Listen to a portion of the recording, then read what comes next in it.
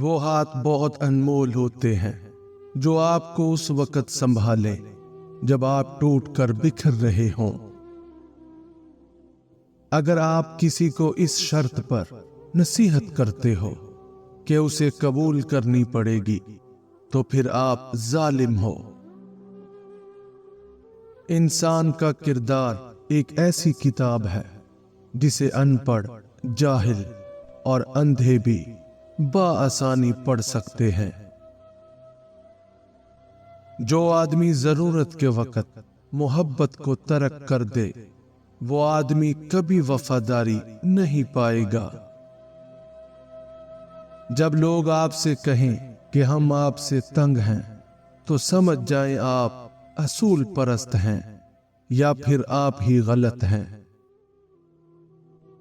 ضمیر ایک ایسا ساتھی ہے جو ہمیشہ حق کی راہ دکھاتا ہے۔ دل ٹوٹنے کی آواز نہیں آتی مگر اس کی گونج زندگی بھر سنائی دیتی ہے۔ محبت کا سب سے بڑا غم یہ ہے کہ جسے تم چاہتے ہو وہ تمہیں نہ چاہے۔ زندگی میں کچھ نہ کچھ توڑنا پڑتا ہے خوابوں کو پورا کرنے کے لیے۔ آج کے مسلمان کا المیہ یہ ہے کہ اسے اللہ سے زیادہ غریب ہونے کا ڈر ہے۔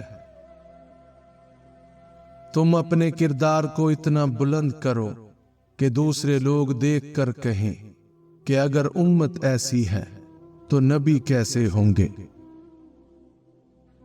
کبھی تلخ لہجہ نہ اپناؤ کیونکہ کلہاڑی تو بھول جاتی ہے مگر درخت یاد رہتا ہے۔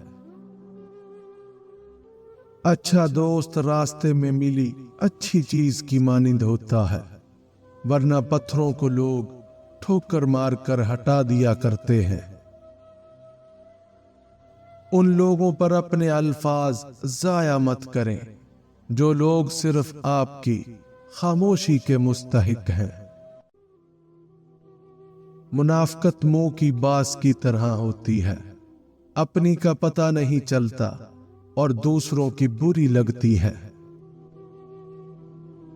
وفادار لوگوں کی ایک نشانی یہ بھی ہے کہ وہ ہمیشہ معذرت کرتے ہوئے نظر آئیں گے۔ پنجرے میں پیدا ہونے والے پرندے کو لگتا ہے کہ اڑنا ایک بیماری ہے۔ محبت کے لحاظ سے ہر باپ یعقوب اور حسن کے لحاظ سے ہر بیٹا یوسف ہوتا ہے۔ جب تم کسی کو اپنا دوست بناؤ تو اپنے دل میں ایک قبرستان بھی بنا لو جہاں تم اس کی برائیاں دفن کر سکو۔ دماغ علم حاصل کر کے بولنے لگ پڑتا ہے لیکن جب وہی علم دل پر اترتا ہے تو خاموشی لگ جاتی ہے۔ قطرہ جب دریا میں مل جاتا ہے تو وہ قطرہ نہیں رہتا بلکہ دریا بن جاتا ہے۔ وہ گدھا جس پر کتابوں کا بوجھ لدا ہو اس شخص سے بہتر ہے جو سمجھے بغیر لفظ دہراتا ہو۔ پانی دریا میں ہو یا آنکھوں میں، گہرائی اور راز دونوں میں ہوتے ہیں۔ اپنے آپ کو چھوٹا نہ سمجھو، تم بے خودی کے عالم میں خود ایک کائنات ہو۔ حساس لوگ بہت جلد مر جاتے ہیں کیونکہ ان کے پاس لوگوں کی زندگیاں اجاڑ کر بے حسی سے جینے کا ہنر نہیں ہوتا۔ خواہش پالنا آسان ہے مگر پانا مشکل ہے اور پا کر اس پر مطمئن رہنا بہت مشکل ہے۔ تم پردے میں وہ کام نہ کرو جو تم لوگوں کے سامنے نہیں کر سکتے۔ زندگی میں جو چاہے حاصل کرو مگر اتنا خیال رہے کہ تمہارا کامیابی کا راستہ لوگوں کے دلوں کو توڑتا ہوا نہ گزرے۔ کسی اور کی طرح بننے سے بہتر ہے کہ تم اپنی ایک پہچان بناؤ۔ ضرورت کے لیے اللہ کو پکارنے والا دونوں حالتوں میں اللہ کو بھول جاتا ہے۔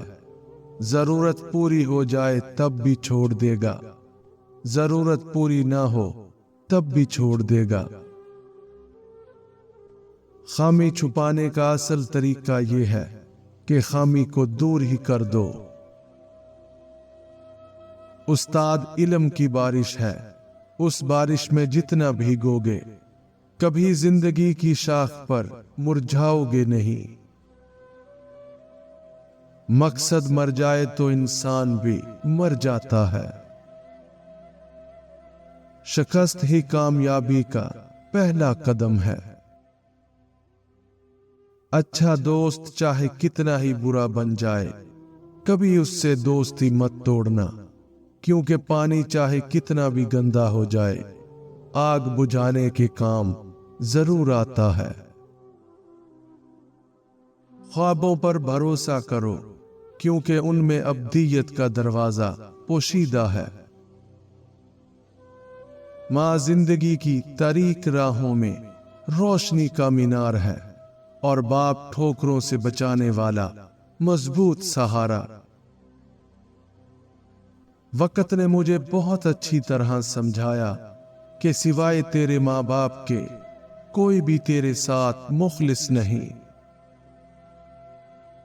ایک بیٹی کے لیے بہت فخر کی بات ہوتی ہے جب کوئی کہتا ہے یہ تو بالکل اپنے باپ پہ گئی ہے۔ بچھڑنا جن سے ناممکن تھا مجھے ان سے ملے زمانہ بیت گیا۔ زندگی میں دو شخصیتوں کا بہت خیال رکھنا، ایک وہ جس نے تمہاری جیت کے لیے سب کچھ ہار دیا یعنی تمہارا باپ، اور ایک وہ جس کی دعاؤں سے تم سب کچھ جیت گئے، تمہاری ماں۔ باپ کی موجودگی سورج کی مانند ہوتی ہے۔ سورج گرم تو ضرور ہوتا ہے مگر سورج نہ ہو تو اندھیرا چھا جاتا ہے۔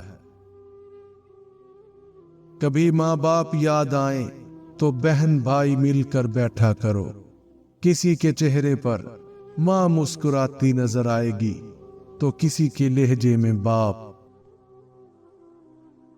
یتیمی ساتھ لاتی ہے زمانے بھر کے دکھ، سنا ہے باپ زندہ ہو تو کانٹے بھی نہیں چبھتے۔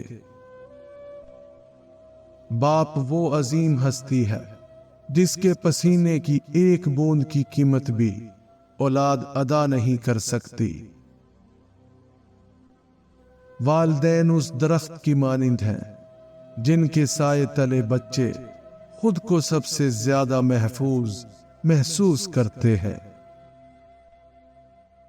بازار سے سب مل جاتا ہے، ماں جیسی جنت اور باپ جیسا سایہ کبھی نہیں ملتا۔ باپ کا ہاتھ پکڑ کر رکھیں، کبھی کسی کے پیر پکڑنے کی ضرورت نہیں پڑے گی۔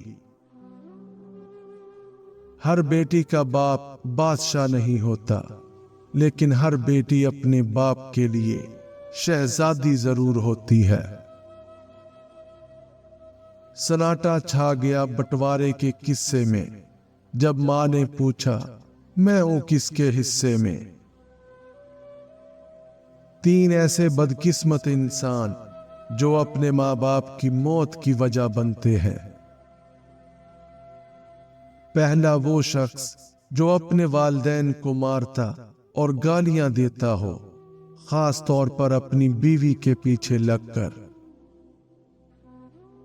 دوسرا وہ شخص جو اپنے والدین کو ان کے ہی گھر سے بے گھر کر دے، خاص طور پر اس وقت جب وہ بوڑھے ہو چکے ہو۔ تیسرا وہ شخص جو اپنے والدین کی جائیداد کو حاصل کرنے کے لیے ان کو اذیت دیتا ہو۔ کچھ لوگ کتنے عجیب ہوتے ہیں، اوپر سے خاموش، اندر سے پوری کتاب، اور بہت کم لوگ ایسے ہوتے ہیں جو اس کتاب کو پڑھ سکتے ہیں۔ لوگ تمہاری دل آزاری کرنے کے بعد ایسا رویہ دکھاتے ہیں جیسے تم نے ان کی دل آزاری کی ہو۔ تکلف کی زیادتی محبت کی کمی کا باعث بن جاتی ہے۔ احمقوں کو ان زنجیروں سے آزاد کرانا بہت مشکل ہے جن کا وہ خود احترام کرتے ہیں۔